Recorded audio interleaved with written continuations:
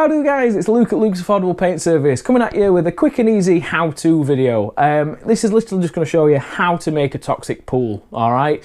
Because it's more aimed at the sci-fi end of gaming, there might be a couple of new viewers. So rather than posting you to like 2 or 3 different videos, what I'll do is I'll narrate over some older ones and just quickly speed it up just to bring you up to speed on how to make things. Alright, if you're still unsure after the narration, I'll put the links to the other videos below anyway.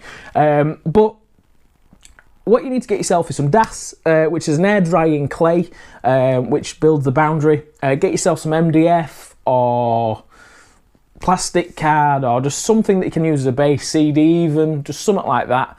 And then obviously your resin that you're going to use for like water effects. If you don't know what a resin is, it's like a clear, thick solution that sets hard like plastic or glass, all right? You can get it from Poundland. It's a 2-part epoxy for £1 for about 50ml, so you'll need about 2 or 3 depending on the size of them. Or if you've got any like Woodland Scenics or Vallejo Stillwaters or any other trade resins, just use that. Don't matter what you've got, use that. If you've not got any and you're new to it, I suggest getting the pound shop stuff just so you can learn how to use it, all right? So yeah, I'll crack on and we'll see where we end up. Right guys, so when you're using DAS, make sure you wet your hands. It's just so it helps it, you know, smooth it out and everything. All right, roll sausages, put it around the outside of the base that you're using, whether it's MDF or cardboard, and then literally just, as you can see me doing there, just making like a border. All right, you can have it swooping or sharp, it's up to you how you want to do it, but when you wet your hands afterwards to really smooth it out. Once it's all on, let it dry a good 24 hours or so, and then you can get to adding the texture. So I hope that helps guys, and then we'll crack on. Guys, now I've brought you all up to speed. What I've done now is I've just literally textured the bases with my texture paint. If you want to know how to make it, it's just like a sterling mud that I make from GW, but I just make it out of filler, sand and PVA, stipple it on and then spray it black. Just get it down to your colours, and then what I'm going to do is I'm just going to paint this. All right, so once I've painted this, I'll come back and then we'll get to doing the pouring the resins and stuff. So right guys, so for painting, I've literally just outside I've done like sandy colours. The inside's like a dark green. The barrels I made all look all rusty and stuff with like the Rise of Rust from GW. And then I've just dropped some light green paint near the barrel just to show like where it's leaking out. Now this is just so when the resin goes on, there's like a thick area of toxicness. Right, so when mixing the resin, I mixed it really well. Mix it for about a good minute. This is the CFS clear cast resin that I'm using, and all resins use, even the cheap pound shop stuff that I keep going on about. Mix it for a good minute. Make sure you get all the air bubbles out and get a good stir. What I did is got some the lightest green paint that I had in my collection, and I put about 5-6 drops in 100ml of the stuff. Not 100ml, sorry, 100 grams, which I thought might just be enough. Then all you do is you pour it round your bases and then pick it up and move it so it finds its level. That's so it just gets everywhere without you moving it with the stick. I do the same on the other one, and then I'll leave that to settle just a little bit while it's in place, and then I get some paint and I just thicken up the colour nearer the barrels. Right guys, while it's still wet, I'm going to get a neon colour, a fluo colour from Vallejo. It's like a yellow, it's like neon yellow, it's bright as hell. Literally what I do is I'm just moving the old green round, just make it blend in a little bit more. But I get this neon colour. Now what I do is I drip this near the barrels, and this is like where it's really, you know, spewing out. Now what I do is I leave it. I don't really play with it move it around as much as what I did with the other stuff. Because what it does is it absorbs into the resin itself, and you get a really nice effect when it's dry.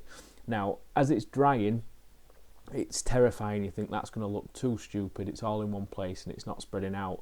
What actually happens is it blends itself very, very well. Okay, so you'll see how it looks once it's dry in the next step. All right, guys. So I'll catch you in a second. I had a little accident with this one. I dropped it. Resin went everywhere, so it's got some resin in there, but the paint splashed all over. So I'm going to fix this when I while I'm doing this one. But as you can see, guys, it sets bloody lovely. All right.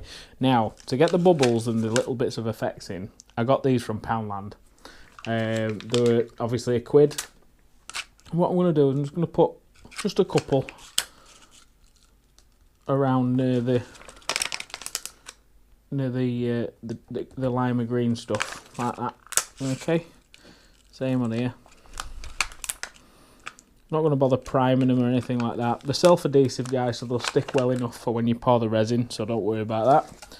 And then what I'm going to do is I'll put one more over here, look like that. Okay, so what I'll do now is I'll mix up some more resin, and then we'll pour that on. I'll paint these that green. I'll paint them this yellow before I carry on. But I'll do that, and then I'll show you my pouring the resin. Right, guys, so what we're doing is repeating the resin process again, but very thin this time. Pick it up, move it around, make sure you get it everywhere, but don't pour too much resin because you just don't want it to leak over the sides, all right? Use your lollipop stickers in the hard to reach areas, or you don't want it to fall over the side. What I do then is I get some more of that fluo yellow and I drop it over the bubbles and then let that, take and set in itself as I did in the last step, all right, which I'll just show you now. And what I'll do is I'll just show you a quick image of what it's like before, while it's drying, so you know the difference. Right, guys, I just thought I'd show you how it looks before it's absorbed into the resin. So when you put the paint in, this is how it looks before you leave it. So obviously it looks terrible at the minute, but as you leave it and as the resin sets, it just blends in and it looks awesome. You just got to trust me on this one and wait till it's dry. All right, see you in a bit. Right, guys, so all done, and check this out. I'm so happy with this. It's turned out literally as I envisaged. It's just awesome. As in, I can't wait to put these on a proper table and game round them, because I'm thinking about having a go at some 40k. I've got some orcs to do, so I'm looking forward to that. This is the other one that I saved because I dropped it, but this is the one that I saved, and that's turned out okay as well. And while they've been drying, I made another 2. So they take no time at all to make. It's taken an hour to dry with this resin, so it's pretty quick turnaround as well. But like I say, guys, if you like what I'm doing, like, share, subscribe. If you want to chat to me personally, or you need a help or anything like that, just add me on Luke's APS hangouts and discussions.